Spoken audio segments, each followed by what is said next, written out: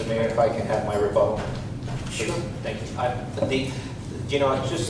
want to just make a quick comment. I think I was remiss. I don't know if I do thank the staff for their diligence and their hard work. And I think the interim town manager probably understood that any increases in tax would not be favorably received by this council. This council has demonstrated that. You know, I've heard several of my colleagues go on and on for months about how there's $1 million that can be cut here and dollars can be cut there. And I just want us all to, as soon as possible, put really, and I say this with all the respect and affection for my colleagues, to put really our money where our mouths are and to start cutting immediately. Because I remember when I was a kid and my father would tell me, how much do you need to have a good time?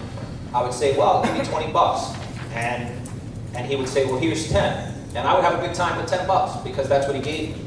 He gave me what he gave me, and I'd find a way to have fun with what he gave me. And if he gave me 50, I'd have a lot of fun with 50. And if he gave me 5 bucks, I'd have a great time with 5 bucks. So my concern here is we keep talking about there's millions we can cut from the budget.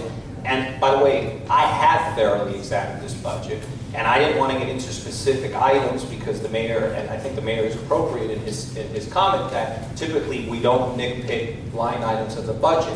But I do believe that it's not enough to be one of the lowest tax cities in the country. I want to be the lowest tax city in the country. So, you know, it's not enough for me. When I look at this pie graph, it's not enough for me to see us tax increase, tax increase, tax increase, tax drop, level, level, level. I want to see us start tonight by forcing the hand, by forcing the administration, go back with a lower millage rate and make it happen. Get rid of all that fat that everybody else here keeps talking about. That's what I'd like to see, and I'm disappointed that I didn't get a second in my motion, but it is what it is. And by the way, for the record, can I just say this before anybody misunderstands it? I'm not up for re-election. I'm not up for re-election. So this is not a political grandstand. Thank you. Richard, let me say this. I think a few months ago, I had made a motion to direct the staff to cut about, I think it was about $600,000 from the budget about 3 months ago. And I think the manager's going to talk tonight about where he's making some of those cuts. So, in all fairness, I do want to note that several months ago, without even waiting for this discussion on the budget, several months ago, I put an item on the agenda and suggested about $600,000 in very specific budget cuts. So I mean, so what I'm saying is, when you, in all fairness,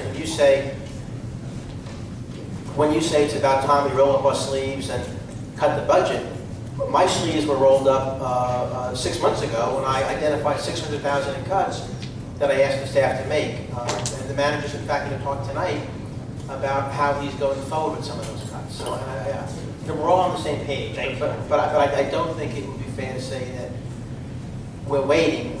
You know, I asked the manager to cut $600,000, and I took the time to identify where those cuts should take place. And he's indicated that as a result of that, he's actually identified some cuts that he's going to make tonight. So I think we are moving forward in that direction, and I think that's a good thing. I want to pass this. We got 1,000 pages, but I want to go to.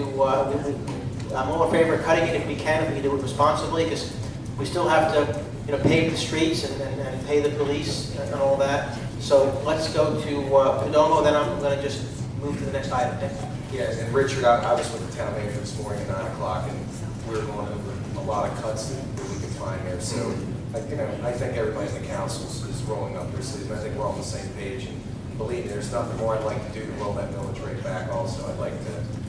This president taxes me enough. I'd like to have a little bit of my own money. So I think it's going to happen. We're going to work collectively in the leadership of America. We're going to be real good this year. You know, one of the things I do want to point out is we go forward in that discussion, and I'm proud of the fact that I've never voted to raise the millage ever, even when I was even 10 years ago. But I do want to say that, you know, when you lower the millage, you know, what happens is since we have a policy of never increasing the millage, when we lowered that last year, because of our policy of never increasing the millage, because of my policy of never raising the millage, when we lowered it last year, what that meant was obviously, you know, we didn't know what the numbers were going to be this year.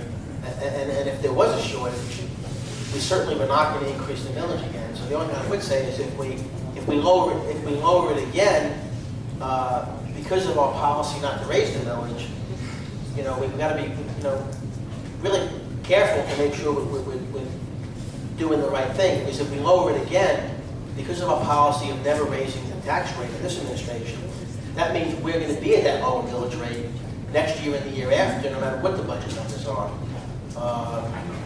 So we need to think about that. But I'm going to, at this point, I'm going to call the roll on this. It's been moved and seconded. Call the roll call. Councilmember Lopez? Yes. Councilmember Collins is absent. Councilmember Simon? Councilmember Polito? It's not low enough, no.